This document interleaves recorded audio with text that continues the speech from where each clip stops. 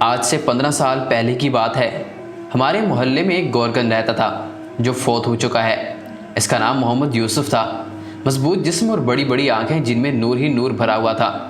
ایمان اس کے چہرے سے چھلکتا تھا۔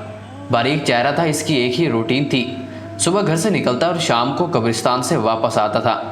ہمیشہ راستے کے ایک طرف ہو کر چلتا تھا اور کسی کی طرف بری نظر سے نہیں دیکھتا تھا۔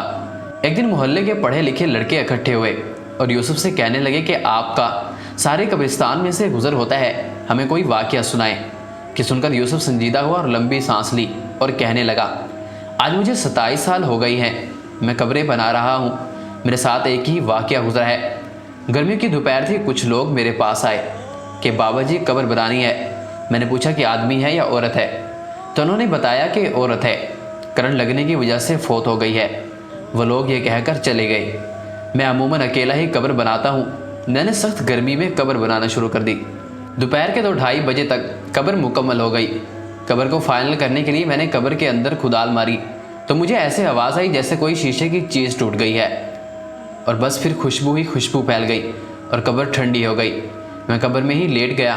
باہر سخت گرمی تھی، قبر اندر سے ٹھنڈک اور خوشبو سے بھری ہوئی تھی۔ اس سے میری روح تک خوش ہو گئی۔ میں حیرانی اور دہشت سے خاموش رہا۔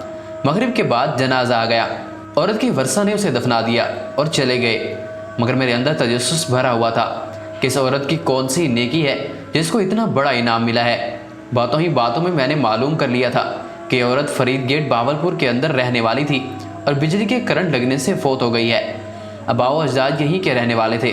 میں پوچھتا ہوا فرید گیٹ پہنچ گیا اور عورت کے بارے میں معلوم ہوا کہ اس عورت کا خاوند کچھ عرصہ پہلے فوت ہو گیا تھا۔